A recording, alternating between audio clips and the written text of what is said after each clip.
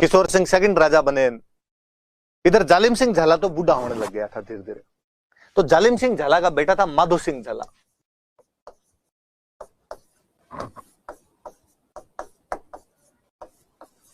माधो सिंह जालिम सिंह झाला का बेटा था। जालिम सिंह ने अंग्रेजों का, भाई मेरे से तो अब पार पड़ती नहीं, आप माधो सिंह को दीवान बना दो। तो माधो सिंह झाला को दीवान बना दिया, क्योंकि लाइन तो लिखी हुई है कि जालिम सिंह झाला और उसके वंशज ही कोटा के दीवान रहेंगे और उनके पास में पावर रहेगी। अब जालिम सिंह झाला अपने राजा के प्रति पूरा विनीत विनम्र उस प्रकार से रहता था राजाओं के प्रति कि नहीं यार। कहते हैं कि एक बार कोटा के दो राजकुमार ब्रजनाथ जी के मंदिर के अंदर गए और जब वो नीचे बैठकर भगवान के आगे हाथ जोड़ने लगे तो जालिम सिंह झाला वहां पर खड़ा हुआ था और उसने देखा कि फर्श पे पानी गिरा हुआ थोड़ा, तो इसलिए गीला गीला सा हो रखा था फर्श। जालिम सिंह झाला ने राजकुमारों को कहा कि रुको। उसने अपना दुसाला उतारा, सोल उतारी और वो वहां पर बिछा दी, इस पर बैठ जाइए आप।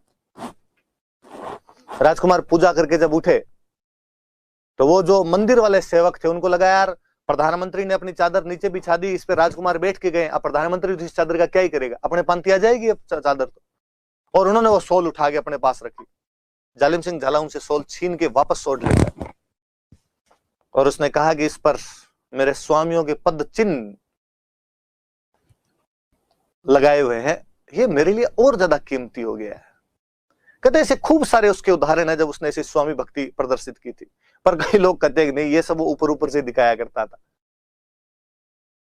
राजाओं ने उसके खिलाफ षड्यंत्र रचे, वो राजाओं के खिलाफ कहते हैं षड्यंत्र रचता रहता था। इवन मतलब षड्यंत्रों का तो इतना दौर था जालिम सिंह के खिलाफ था ये वास्तव में कि वो राजा का बहुत खास था, इसलिए बाकी वाले जलते थे, इसलिए राजा को भड़काते रहते। राजा कई बार उसके खिलाफ कार्रवाइयां करते रहते, क्यों लोहे के पिंजरे में सोया करता था, ताला वाला लगा के वैसे सोता कि रात को आके कोई नींद मार जाए कहीं पे, इतना उसको आसपास वालों पे भरोसा नहीं रहता था। पर वो अपने राजाओं के प्रति विनीत रहा, राजाओं के प्रति विनीत, दोस्तों का दोस्त। दोस्तों के दोस्त की तो एक बात की, एक बार वो किसी युद्ध में मेवाड़ वालों की तरफ से लड़ा था। मैं आगे कभी वो युद्ध बताऊंगा आपको, लिखवाऊंगा इसमें। उज्जैन का युद्ध हुआ था मेवाड़ और मराठा वालों के बीच में, तो शानदार सा युद्ध है राजस्थान के इतिहास का। कर्नल टोड बहुत बेहतरीन वर्णन करता है, किसी अन्य स्थान पर हम उसकी बात करेंगे।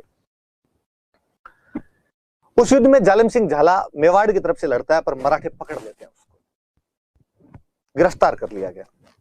वहां पर जब वो मराठों की जेल में था तो एक इंगले नाम का एक मराठा सरदार उसका दोस्त बन गया। इंगले नाम का इंगले 60,000 रुपए देकर मराठा सेनापति को जालिम सिंह झाला को छुड़ा लेता है। यार छोड़ो यार इस आदमी को। तो जालिम सिंह झाला ने इस बात को हमेशा याद रखा कि यार इसने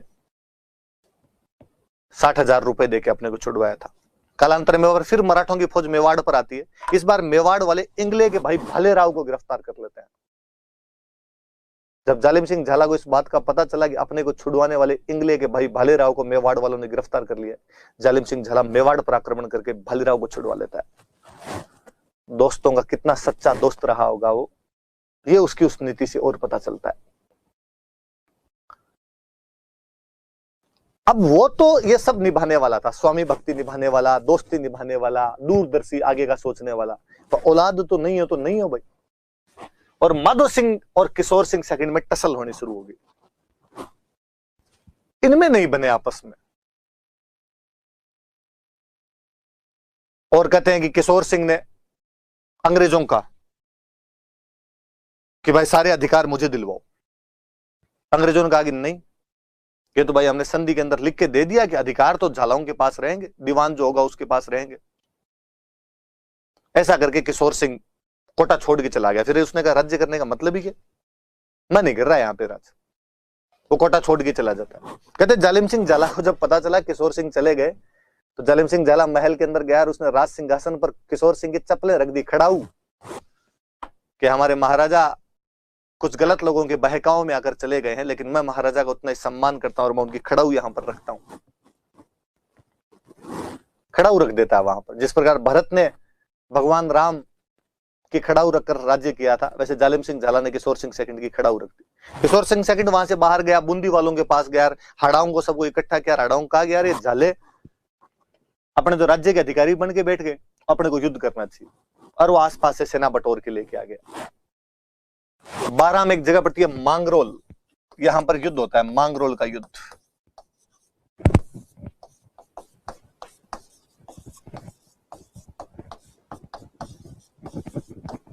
1821। किशोर सिंह सेकंड,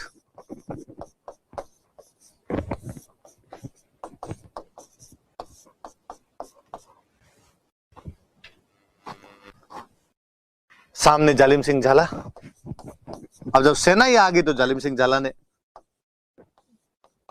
कहा कि भाई ठीक है लड़ लो, जब आपकी यही मन में आ गई तो आपको जब मेरे पे अटैक करना है तो। जालिम सिंह झाला ने अंग्रेजों का तो संधि तुम्हारी करवाई हुई थी, तुम देख लो। तो अंग्रेजों ने कहा हमारा सपोर्ट तुम्हारी तरफ है। अंग्रेजों की तरफ से आया था तोड़।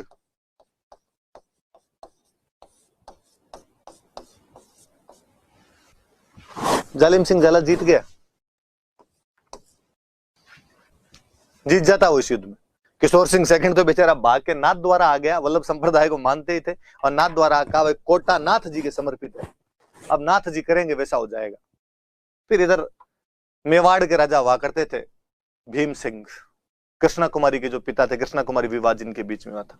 भीम सिंह ने इन दोनों के बीच समझौता कराया। जालिम सिंह झाला को फोन किया कि जालिम सिंह यार इतने जालिम भी मत बनो, आप राज्य तो वापस दे दो। जालिम सिंह ने कहा मैं तैयार हूं, ये तो किशोर सिंह जी आर्मी लेके आ गए थे, इस चक्कर में साहब लड़ाई करनी पड़ी, बाकी मैं स्वामी के प्रति पूरा स्वामी भक्त। कहते हैं वापस जब किशोर सिंह कोटा पहुंचे तो कोटा की अगवानी करने के लिए, किशोर सिंह सेकंड की अगवानी करने के लिए सामने गया जालिम सिंह झाला।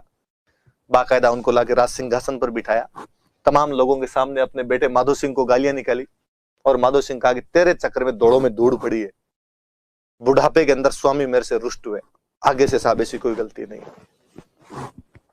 हालांकि 1824 के आसपास में फिर जालिम सिंह झाला की मृत्यु हो जाती।